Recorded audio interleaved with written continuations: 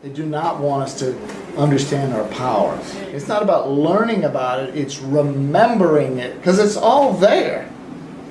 It's all there. You just have to unlock the prison of religion and the prison of race and the prison of your nationality and the prison of your occupation. And, find out who you're not. So, one thing that got me really moving in that direction was the assassination of JFK. Now, the official story was a cheap Italian bolt rifle. The guy took this shot from 10 stories up, hit a target moving. Nobody could make that shot from where that guy was, even the experts. And this guy was not an expert. So, it was a simple solution to the problem. He was a patsy that Lee Harvey Oswald shot JFK using that rifle. And they had, they had hours and hour after they got it all done. It's all out in the press. This is the guy that did it, But you start adding up things and none of it made sense. None of it made sense. None of it added up. But back in those days, as a kid, and I was a kid in 1963, in America we only had 3 channels, TV, and we were taught that authority is truth, right? So who was the authorities? ABC, CBS, and NBC, all right? And what was NBC's symbol? The peacock, which is also the rising sun. Go look into what the rising sun means, okay? And then what's CBS? What was that? The all-seeing eye, right? Yes, CBS. ABC, I don't know so much about it. But anyway, and then you had your 3 anchormen, like Walter Cronkite, another guy. So whatever they said was, the truth, because it's Walter Cronkite, And then you can go dig up a video of Walter Cronkite saying how he stands on the right-hand side of Satan. Okay? Got to understand who these people really were. Anyway, so we took whatever they said to be the Bible truth. Right? Never questioned it. And the CIA came up with a term called conspiracy theory for anybody that didn't go along with the official story of the Warren Commission of what happened. Well, there was one guy that didn't go along with it, and he was a guy from New Orleans called D.A. Jim Garrison, district attorney.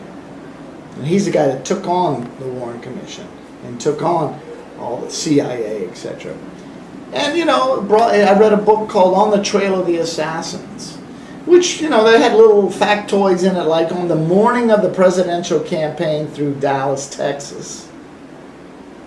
On the cover of the Dallas Morning News was, on the front page, a map of the presidential motorcade. Now, the interesting thing about that map on the cover of the Dallas Morning News on the day that Kennedy was shot was that map, that the presidential motorcade on that map did not pass the book depository. Wasn't on the map. It went a different route. So that means at the last minute they changed the presidential motorcade. Now, who has the power to change the route of a presidential motorcade? The Cubans? No. The mafia? The CIA? And then you can go and watch a video right now of JFK and Jacqueline Onassis getting off the plane that morning in Dallas, Texas, getting into their limousine, which was going to be on that fateful journey to his death. And there's all the Secret Service guys. And on the back of that limousine is a platform where 2 Secret Service guys stand to protect the president's rear. Okay? Now, as the motorcade is pulling off from the airport, the head of the Secret Service waves off the 2 guys from the back. You watch this. And the 2 guys going, what? What are you talking about? And you see the guy go, come on, get off. And unbeknownst to the president, he pulls off now in the parade, being completely vulnerable from the rear. There aren't the 2 guys standing there on the back.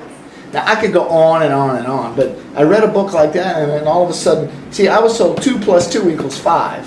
We're told that every day. 2 + 2 = 5. 2 + 2 = 5. 2 + 2 = 5. And I said, whoa, doggy. I'm finding out 2 + 2 = 4. And I got into the habit of doing my own math. So I took 2 things and added 2 more things, and I counted them. 1, 2, 3. There's 4. But they kept telling me it's 5 things. But no, I'll do it again. 2 things. All right, and another 2. There's 4 things there. Simple, analytical thinking. Start asking questions. Demand answers. Take action. Take them together. Wow, look. And the other one, and then we fast forward to, 2001, September 11th, that was a mega event, all right? That was the opening of a portal. That was absolutely something. And they give us the BS story that jet fuel caused that to happen. Jet fuel caused that to happen. Wait a minute. So I did something. It told me 2 + 2 = 5. Here's 5. Okay? No, that's not jet fuel. That's not jet fuel. I'm sorry, that's not jet fuel.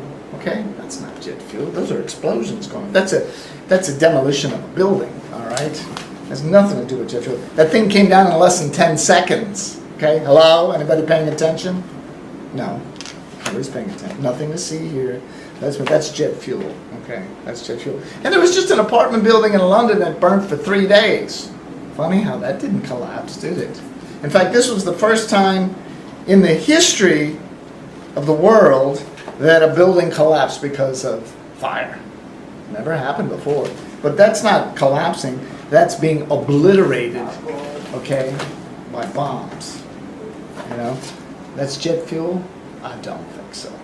So, I did some serious study. I found out what is the temperature of jet fuel. It's mostly kerosene. How hot does it get when it gets, completely down to, I don't know, it's like 600 degrees, 800 degrees. And then tempered steel that holds these buildings together, and that was like 2,000 something degrees. So already we got major discrepancy. And you just keep going down, and it's like lie after lie after lie after lie after lie after lie after lie. So, you realize authority is not truth.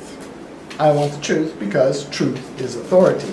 So, at that point, then I got introduced to a guy called Alex Jones, who he actually predicted 9/11 was going to happen on his little, yes. You can go look him up on his, in July of 2001 on his cable program. He was a small entity working out of Austin, Texas. And he's on there with his voice that's like comes from the bottom of the barbecue pit. Yeah, well, I got all the government intel here. And I pulled it all together. And it looks like they're going to take down the World Trade Center buildings. I ask you right now, folks, I'm going to put up the number of the White House on the screen. You call the White House right now and tell them if they do this, we know who did it, okay? That's online. So I started listening to him. I said, this guy blew the top of my head off. Because he started talking about stuff that was like way off my radar. But I tuned in more and more and more. And I said, there's something to this. And then, then I got hit to this dude, David Icke. He wrote stuff back in the 90s talking about the reptiles, talking about the fake reality that we're all involved in, And then there's a book that's underneath here that's this guy Fritz Springmeier. He wrote this book back in the 90s. He did 6 years in jail because he wrote this book. Okay? Because why? Because he was flying over the target. In this book he talks about the 13 satanic bloodlines. Like the Vanderbilts, the DuPonts, the Rockefellers, the Rothschilds, the Lees out in the Bundys, the Russells, all these people. And then this is one I recently picked up. Okay? What? You can't say that. Well, they told me 2 + 2 = 5. So I started doing homework on this stuff. None of it adds up. It's fake. Well, you can't can't say that. That's Sandy Hook. What about all those children that died? Did they? Did they really? Do you know that for a fact? Or you just saw it on the evening news and said, oh yeah, we need less guns, yeah, there's too many guns out there, and on and on it goes. So anyway, I'm gonna go. Ciao.